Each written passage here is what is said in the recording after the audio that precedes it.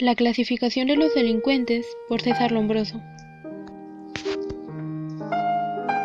César Lombroso nace en Verona en el año de 1835 y muere en 1909. Estudió medicina en la Universidad de Pavía y luego en la de Viena. César Lombroso fue uno de los representantes del positivismo criminológico, al igual que Enrico Ferri y Rafael Garófalo. En 1872, Lombroso publica su libro Memorias sobre los manicomios criminales, obra en la que expone la necesidad de la existencia de instituciones especializadas para el tratamiento de personas con problemas mentales. En ese mismo año publica El genio y la locura, en donde equipara la generalidad con la locura, y en 1876 la obra Tratado antropológico experimental del hombre delincuente, donde expone su teoría de la clasificación delincuencial. Las teorías de Lombroso presentan una marcada influencia de los postulados de Charles Darwin, al vincular al delincuente con la evolución del hombre. En 1871, tras examinar el cráneo de un delincuente famoso, Lombroso comienza a desarrollar su teoría basada en una serie de particularidades y o anomalías que observaba en el criminal. En su visión antropológica del criminal, Lombroso llega a sostener que se trata de un ser que se encuentra en una fase intermedia de la evolución entre el simio y el hombre.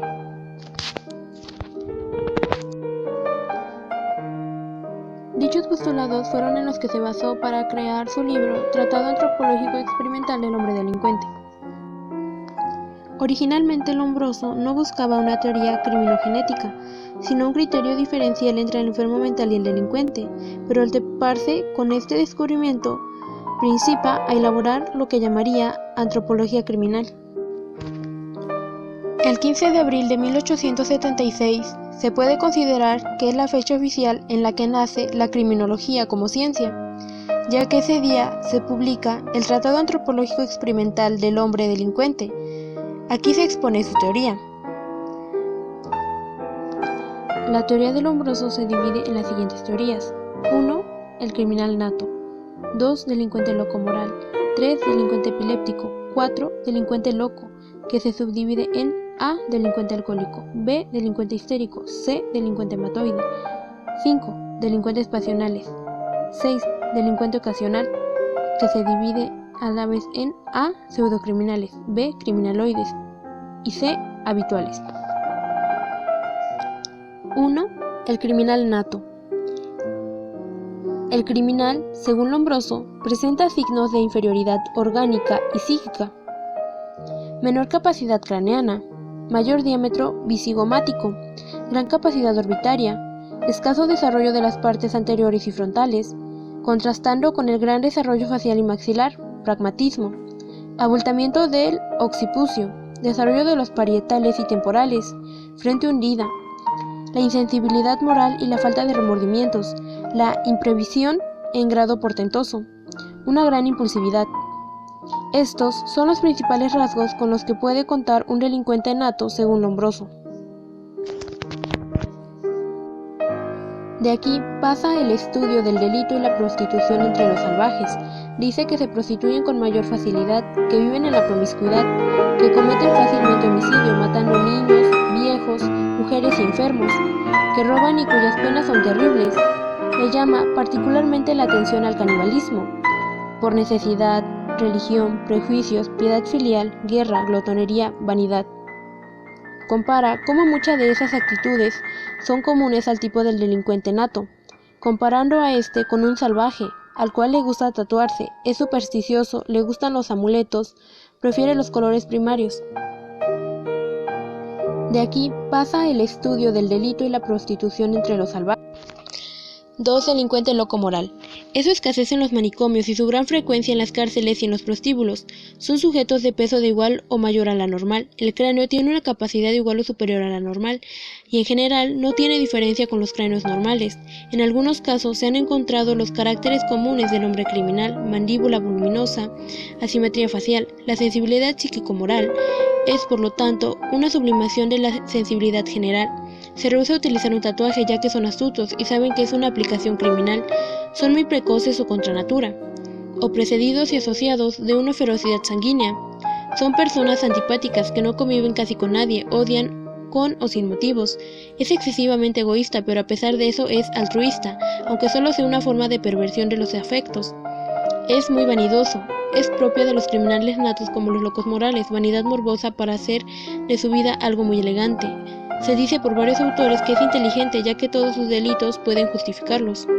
Son personas bastante excitables, crueles, indisciplinados. Tienen una gran pereza para el trabajo. Son hábiles en la simulación de la locura.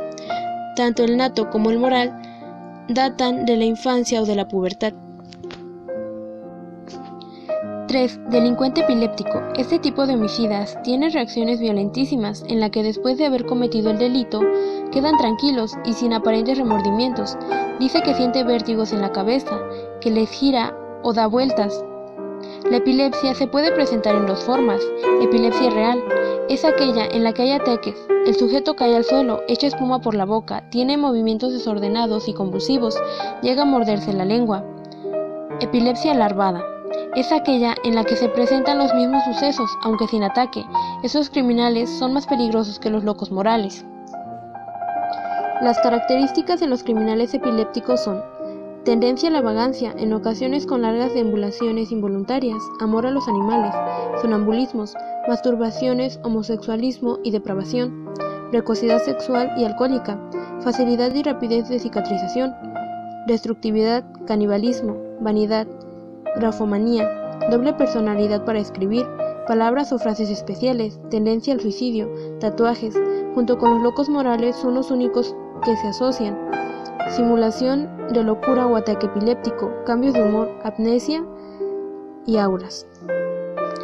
4. Delincuente loco. Lombroso hace una diferencia entre los delincuentes locos y los locos delincuentes, siendo los locos delincuentes los enfermos de mente, sin capacidad de entender o de querer, que cometen algún crimen sin saber lo que hacen. En cambio, el delincuente loco es el sujeto que ha cometido un delito y después enloquece en prisión. Lombroso toma en consideración como casos especiales 3 tipos de delincuente loco: el alcohólico, el histérico y el matoide. A. Delincuente alcohólico. Se caracteriza al delincuente alcohólico porque el alcohol es un excitante que paraliza, narcotiza los sentimientos más nobles y transforma aún el cerebro más sano. Lo caracteriza de la siguiente manera: casos degenerativos congénitos. Aunque frecuentemente los adquiridos, no solo escasean los caracteres degenerativos, sino ofrecen muy seguido la vida anterior honestísima. Extraña apatía e indiferencia, que a veces llega a ser muy violenta. La embriaguez aguda, aislada, da por sí sola al delito, porque arma el brazo, enciende las pasiones y nubla la mente. Extiende al cinismo humorístico y fuertes tendencias al robo. Estupro, aunque después de esto llega a un profundo sueño y quizá hasta la amnesia, que si es peor aún puede realizarse un suicidio. Lombroso estudia varias formas de alcoholismo, como el hereditario, el complicado con otras enfermedades y el crónico. B. Delincuente histérico. Sus características comunes de este delincuente son las siguientes. Sexo. Se dice que es más común en las mujeres que en los hombres. Tiene una herencia análoga a los epilépticos, aunque pocos caracteres degenerativos. La inteligencia en la mitad es intacta. Es egoísta, su carácter es muy cambiante, lo que los hace coléricos, feroces, fáciles a simpatías y antipatías súbitas y irracionales. Es vengativo escandalosamente y hace denuncias y falsos testimonios. Tiene una verdadera necesidad de mentir, una gran tendencia al erotismo. Se encuentra entre ellas delirios, alucinaciones, suicidios y fugas muy comúnmente para prostituirse. Existen delitos múltiples, aunque los más comunes son difamación, robo, faltas a la moral y homicidios. C. Delincuente matoide. La palabra matoide proviene del mato, que significa loco, y la palabra matoide quizá quiera decir textualmente locoide. Vendría siendo el sujeto que no está loco pero casi.